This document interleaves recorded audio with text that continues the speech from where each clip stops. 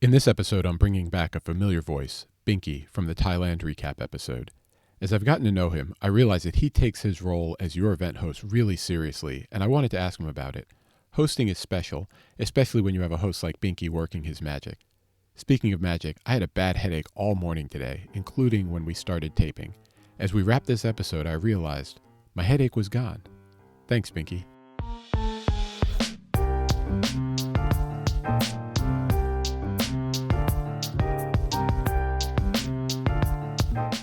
For our listeners, we had Binkey on the Thailand episode a few months ago, but for newbies, can you reintroduce yourself?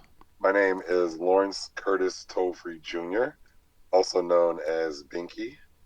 I am a multidisciplinary artist. I sing, I rap, I do poetry, I do stand-up, voice actor, international model. That is an absolute fact. I just thought about that right now. That's What? actually true. International model. I definitely got paid for modeling in Thailand. And I'm the best host in Chicago. Cool. We're going to get into that in 1 minute, but before we do that, how do we know each other, Bink?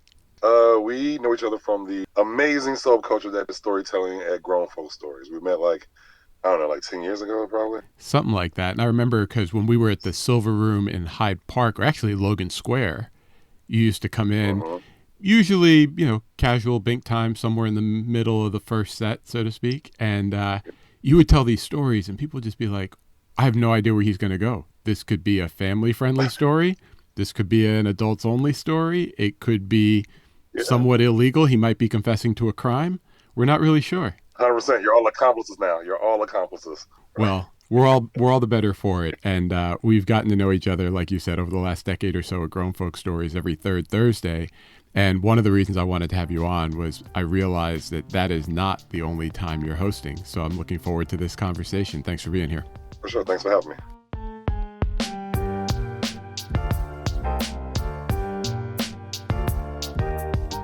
It's hard for people to think about as your host as a place where people think they're at home. But it's more than just being on the mic, it's a role. We'll get into that in a bit, but I wanted to start off with your first taste of being on the mic in the center of the crowd's attention. When did that happen for you? It started when I was in junior high, when I was in boys chorus. Then I got to high school and did show choir. I was jazz hands and all. But after high school, I was a battle MC. I loved to battle. That's when you actually had to freestyle. Right. Today it's different. It's like you come in with ready bars, and most of the bars are about gun metaphors. But whatever. What was your stage? What was your stage name? Binkey, Binkey. But you know what? When I was rapping, two light-skinned dudes heard me in the suburbs. They had their own record label at the crib, like all of us did. Right. And we started traveling together, actually.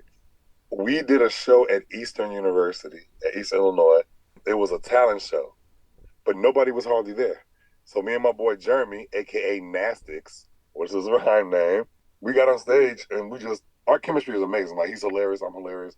Jackass was a big thing at the time, so we were just acting goofy. Man, we killed. People started to come in, and we were just on stage, just having fun. And people was like, yeah, do some more stuff. And we kept doing it, and then more people came in. And then Black Student Union was like, yo, we're having a fashion show down here soon. Would you guys come and perform at it? We was like, perform at it? How about we host it, and we perform at it, and you guys pay us for both? And they were like, okay. And we were like, okay. And then next thing you know, we started touring colleges, being in front of people. That was my first. And then a friend of mine named Emerald, I've been knowing since 7th grade. I saw her a couple years after we graduated at a Talib Kweli concert. And she was hosting an open mic and asked me to come get down there. I did, and nobody was hardly there either. And then me and her started hosting together, and it kind of blew up. And I was hosting every Wednesday consistently.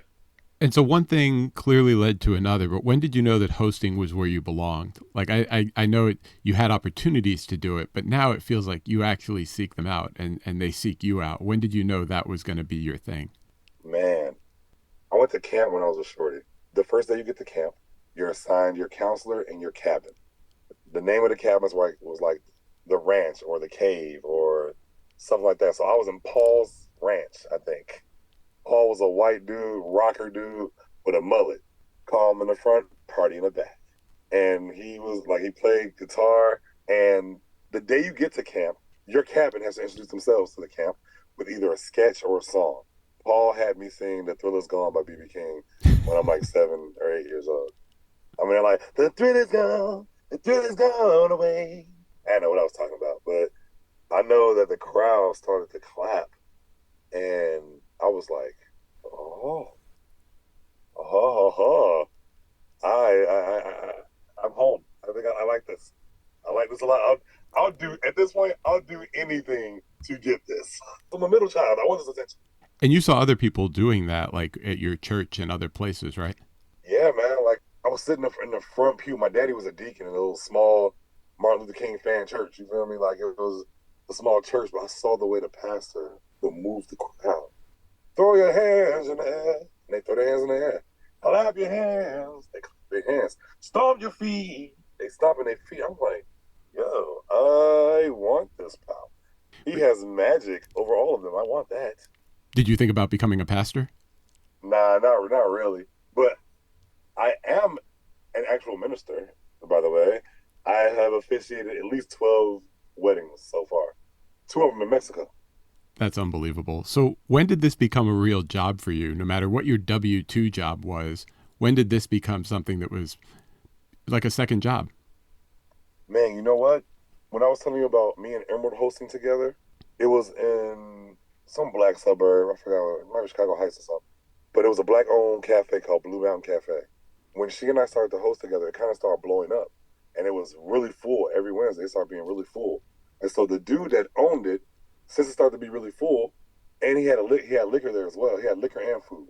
We started reading since we started blowing the place up. We started renegotiating our prices, and I wasn't per se like I just received whatever I got. I was just happy to be doing something. Right.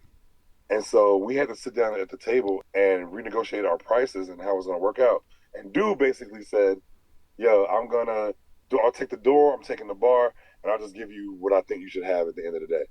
And Emerald stacked her papers. I don't know where she got papers from, but she stacked her papers and was like, "Okay, thank you," and walked out. And I was so worried. I'm like, "Whoa, wait! I don't want to lose this. I like this." He grabs my arm and was like, "Hey, you know what? How much would you charge to do a night yourself? You funny. You could do this yourself. Da da da da. I'll give you the whole door." And I was like, "Unhand me, sir. How dare he?" But that was one of the first times somebody offered me money and asked me how much would I charge. And I'm thinking like, guess I should charge for this. Hmm. Like nobody's ever asked me what my worth was when it comes to this, and I don't know it yet. That was the first time that happened. As a creative, it's remarkably validating because you kind of like doing it. And then when you get that ask out of the blue, I know as a photographer, people will say, "Hey, would you want to take my photos?" I'm like, "Yeah, sure, let's catch up." And they're like, "Well, how much do you charge?" I'm like, "Oh, I hadn't thought about that." Oh, yeah. Ooh, what am I worth? How good am I? What is my skill level at? Hold on, let me evaluate. Let me think about that. Let me check around. Yeah, but it all worked out. It was also a good lesson, I think, in terms of how some of these owners who feel like they have the authority or influence will treat the talent that they're trying to partner with, right? Yeah, man. As an artist, it's an ongoing mission to find your value within yourself. And there's delusional grandeur in that as well, because you could think that you are better than what you are at the same time. I think it's a constant fluctuation of checking in.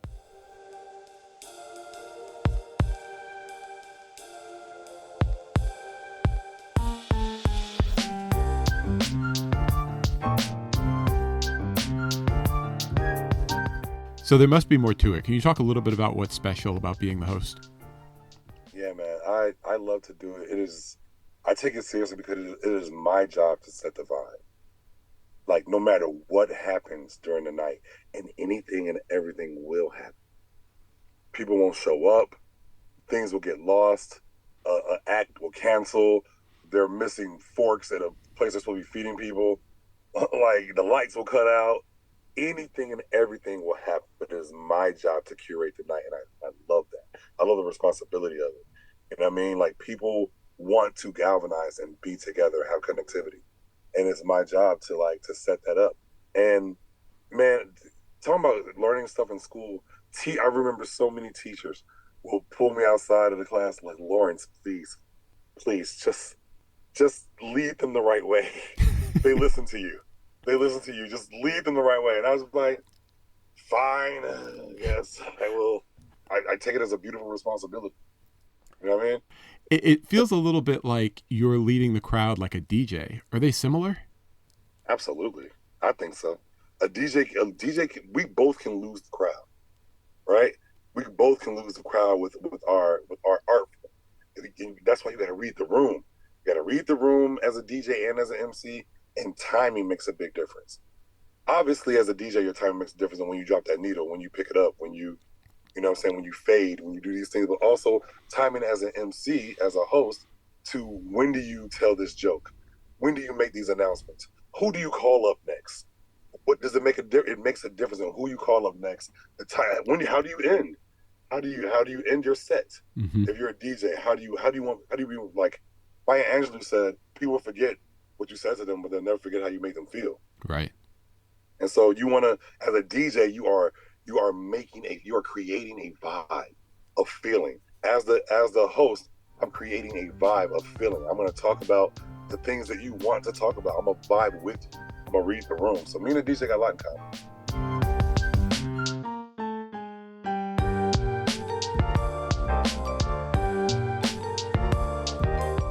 I remember a few months ago we had a really odd night at Grown Folk Stories. I was texting you during the set because the stories were wild. People were behaving a little bit crazy, and you handled it like a pro.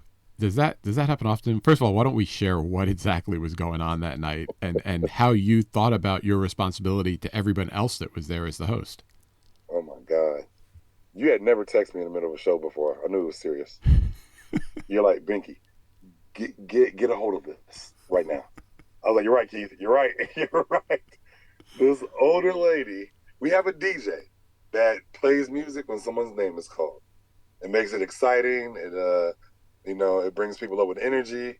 This lady was like, cut the music, cut the music. And we were like, what's happening? What is happening? She held up a little speaker. Which she got the little speaker up, like, after making us wait like almost a full minute while she fished around trying to connect she it. didn't even have the speaker in her hand, Keith. She said, hold on, wait a minute. Digging through her, it's a big speaker. She was digging through her auntie purse and couldn't find it. And we're just sitting there looking like, what is she about to pull out, number one?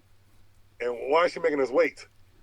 Pulled out the speaker, plays the song that she wanted to play. Finally, nobody can hear it. We're confused.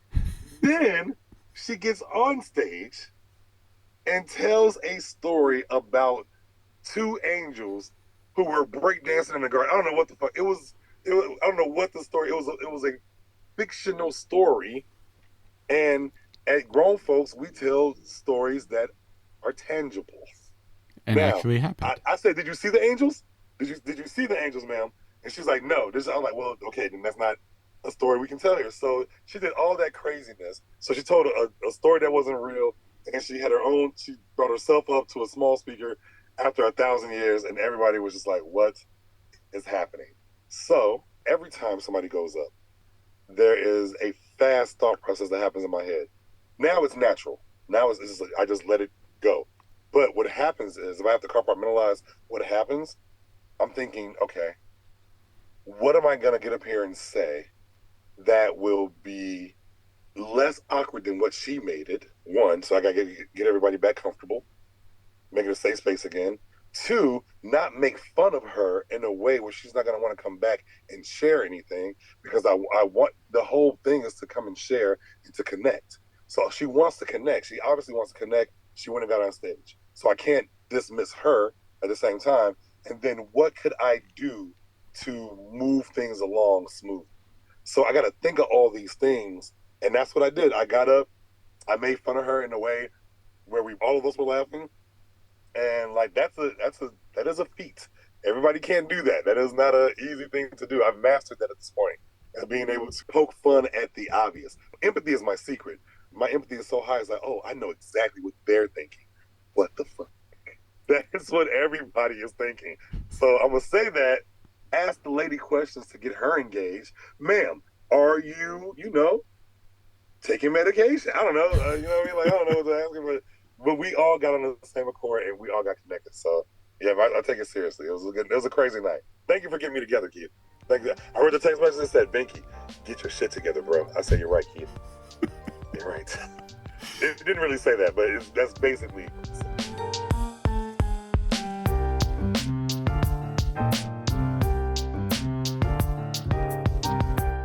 As I mentioned earlier, I've seen good hosts and I've seen bad hosts. The good ones always have fun up there.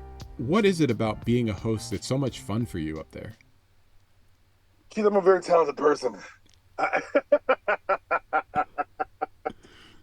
I have a plethora of skills, okay? And I beatbox, I sing, I rap, I do improv, I do impressions. I can do impressions of the person who just left the stage. Oh, I love that. I love that. When I get a voice down that I just heard, it's one of my favorite things. But I get to do whatever I want, kid. Whatever I want, man. Like it's it's such a beautiful. You're letting me just let me loose. Just let me Mm-hmm. loose. That's all it's so much fun for me. I'll give you a quick example. When I was living in Thailand, I hosted an open jam session Mm-hmm. at Northgate Jazz Bar every Tuesday. You went there. It was my job to curate that night. Now, the beautiful part is sometimes the crowd, who is all foreigners and a different group of foreigners every week, sometimes they do, every once in a while, this rarely happens, but every once in a while, they don't know how to react, Mm-hmm. how to like let go and just let the music take them away. Even though I got them clapping, I got them doing things, but they still are more reserved than not. Because I feed off the crowd and I want them to feed off of me. It's supposed to be a relationship. But if it's one sided, I've been drained before in that regard, hosting for a long time. Mm-hmm. So I know that I have to have fun while I'm doing it, or I'm not. It's gonna show up. It's definitely gonna show up. I'm a like, am I can't be authentic if I'm faking it. You know what I mean? That's Right. a very simple statement, Pinky Jesus. But like, I can't fake it. Is what I'm saying. Yeah. I can't fake it. When it comes to being on stage and having fun, I know I'm gonna have fun, Keith. I'm gonna have fun. Like I have no choice, or it will be more like a job, and I don't want it to be. What I've noticed in watching you host, not just at Grown Folk Stories, but I think I've seen you in a few other hosting forums as well, it's more participatory. Like I don't feel like I'm watching theater. I feel like I'm a part of what's happening that night. And that's not easy to do. And that's what I think good hosts do. They have fun, but they make you have fun. And they make you feel like there's a connection there, as you talked about earlier. One of the things you said during our prep was that it's not only fun doing events, but it can lead to other events as well. Let's get into that. What exactly did you mean when you said that it can lead to other events after the event? Well, you're a married man, so you might not understand this. Being on stage is my Tinder, bruh. Okay, it's they're up there swiping right all night. You feel me? I've never been on a dating app in my life, and it's not a flex. I'm just saying I haven't had to, just based on the fact I'm always in front of a group of people. But while I'm up there on stage, man, I'm getting tendered out, baby. You feel me? It's not my goal. It's just a beautiful byproduct, So if you have you will. been on a dating app yourself? I've never been on a dating app. Somebody put me on a dating app. Somebody stole my face and put it on Grinder, and said I was 5'6", 190 or some shit. It said I was a submissive freaky bottom. I was like, that's insane. That's insane. I was a little flattered. I was like, oh, somebody's stealing my face to catfish people. Damn. Okay. I laughed at it. It was hilarious. So that's the only time I've ever been on a dating app against my will. Now, if being the host is effectively your dating app, has it led to serious relationships, or Absolutely. just a few dates here and there? Nah, man. I've had some long term relationships from people I've met while hosting, and hopefully this is a good segue in the connectivity that is happening. People want to feel connected. Dave Chappelle, Sinbad, these comedians make you feel like you're their friend. Mm-hmm. When Dave Chappelle says things like, you know what I mean? Like, you know, I mean, yeah, you understand what I'm saying? You're like, oh, I do understand what you're saying. I get it, bro. I get it. It's my job. I really want to make you feel like we are being connected because in that people are attracted to that. Mm-hmm. Like people get attracted to a person that is bringing everybody together because it's what everybody wants. Yeah. It's what everybody wants. Even people who are like recluse and who are usually by themselves, they still desire connectivity at on some level. Right. And the person you see putting that together for people, you're like, oh, that's attractive. You know what I mean? Mm-hmm. And I think that's why the limelight becomes attractive. any kind of light shining on you becomes attractive. But if you're trying to do good within that light, that becomes even more attractive. So I've had long-term relationships, man. It's been a beautiful thing. We had Master Ace on the podcast, and last time I saw him perform was at the Silver Room Block Party when it was on 53rd in Hyde Park, and he talked about he likes to make eye contact with people in the crowd so that he knows that they're feeling him, and he wants them to know that he's feeling them as well. And he just talked about that connection he gets when he's performing is just something special about being on stage, and it's the same sort of high that you're describing.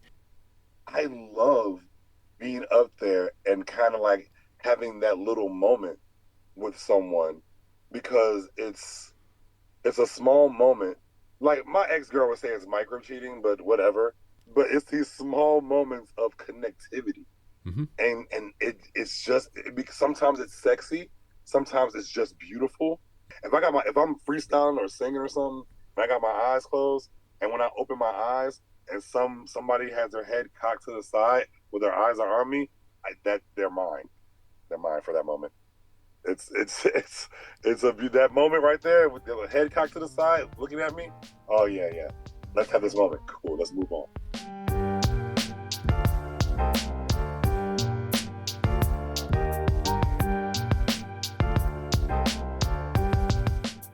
Bink, as we start to wrap up, one of the things I appreciate about you is that you seem to have such a broad range of people in your social network.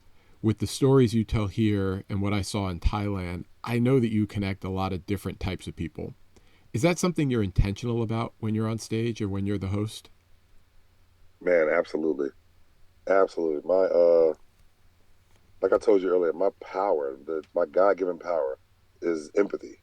Like I can feel what they're feeling. And what I know to be factual is people want to feel like they belong to something. People want to feel connected. To drive people crazy, you put them alone. You put them alone in solitary confinement for long stints of time. Since COVID, people have gone through that. And so and COVID and the internet, because you and I are old enough to live life before the internet. Right. You know what I mean? And so it's a different level of disconnection these days. And so I take it very serious to use my power I've been given to give the people what they need and what they want and what I need and what I want. It's about me first, low key, because I can't take care of anybody else until I take care of myself. There was this episode of Rick and Morty. You watch Rick and Morty at all? You ever watch Rick? I have You seem not. like a full-grown adult that never watched cartoons. I watched some cartoons, but I didn't see Rick and Morty. I was more of a Boondocks, Beavis and Butthead kid. I was watching an episode of Rick and Morty, and Rick goes to this planet to where everybody is one. Everybody is one. Like they're on one brain. They're on one brain. So he was having orgies with the whole planet. So they were all one person. It was amazing. I guess that's the level of connectivity. Maybe not that high, but right. The level of oneness. The level of oneness, man. It was just.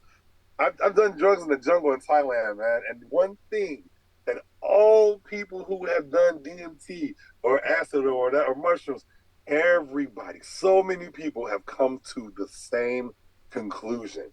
And the conclusion is we are all one. We are made from the same stardust. We are made from the same things. There's obviously differences between us, but the fact that the trees, the veins in the leaf, if you took a leaf down and look at the veins in the leaf, and you can see it's the same as the veins in your arm, or if you're looking in the sky and see like a nebula and see that it looks like an eye, it looks like an actual eye, everything's connected. Everything is connected. And so when I know that everything is connected and some people are having a hard time in the disconnect, then I take it serious. I want to bring it all back together. There's this documentary on Netflix, and I don't know how the audience is gonna hear this, but just it's not narcissistic. It's just what I saw. Okay, there's a Netflix documentary called "How to Be a Cult Leader." Let's just say if there are 10 criteria for being a cult leader, I got like 7 of them. Got like 7. Like, ugh. 7. Does that make you like a junior cult leader or a cult leader in training? Yeah, if I go to a junior college for cult leaders, I do that. I get my associates in cults. Exactly. But Binkey, you joke about it, but what's dope is that you are connecting people in different places, and we were, for whether it's 90 minutes or 2 hours like Grown Folk Stories or an afternoon like it's some of the community things I've seen you at, we are all one and we're all part of that community and we're all completely invested in that moment, in that time when you're hosting on stage. Man, I appreciate being seen, man, because it's really all that. It's not all we want, but it's such an intricate part of identity because the connectivity has so many layers under it. And especially with grown folk stories being a black and brown, a person of color ran situation, we are born with identity crisis. Black people born in America, I'm speaking specifically for us. We are on a constant search for who we are and who we aren't. You know what I mean? So on stage, when I'm trying to connect with you and you connect with me, this is us like breathing into each other to get to a next level of identity and love. Being connected, like a good comedy, a good comedian, a really good comedian is relatability. It's relatability. When we're on stage telling these stories and someone's like, "Yo, I got an uncle just like that," or "Binkey, that's exactly what I was thinking." I feel connected to you because I wanted to say that. I didn't know how I was going to say that. You said that, and now I feel better. And now I feel because it was biting at me, and I couldn't get it out, and I know how to get it out. But to feel connected to you and to us, man, it's therapy. It's therapy, man. So that's why I love hosting because I get to do what God gave me. You know what I'm saying? I get to, and I'm using it for good now. I'll call my teachers and tell them the good news. You know what I mean? And it helps me. It's therapy for me, man. So I love hosting any event. Thanks for joining me today, Binky. A lot of that resonates with me, and hopefully people understand what you're trying to communicate as they listen to this. But if people are coming through Chicago or live in Chicago, where can they find you at home as their host? Man, it's a good question. I'm at Grown Folk Stories every third Thursday at Promontory in Chicago and Hyde Park. I do so many different types of shows, though, Keith. You just got to follow me on Instagram at BINKEY and the number one, BINKEY1, Binkey1. Follow my stories and stuff because I'm always in some weird, obscure spot hosting from the top of a mountaintop to a stadium to a garage party. Follow me and just come mess with me. Definitely, no doubt. Well, thanks for joining today, Bink, and I'll see you at Grown Folks in the near future. Okay, man. Thanks a lot, Keith, man. You're a superstar, bro. I appreciate you. Thanks for listening to this episode of My Home is Special. Be sure to subscribe to the podcast to get future episodes automatically. You can go to myhomeispecial.com to see the full project and sign up for email updates. Be sure to follow KBevPhoto on Instagram or go to kbevphoto.com to see what I'm snapping these days. There's a lot on both to explore. For now, this is Keith, aka KBev, signing off. Peace.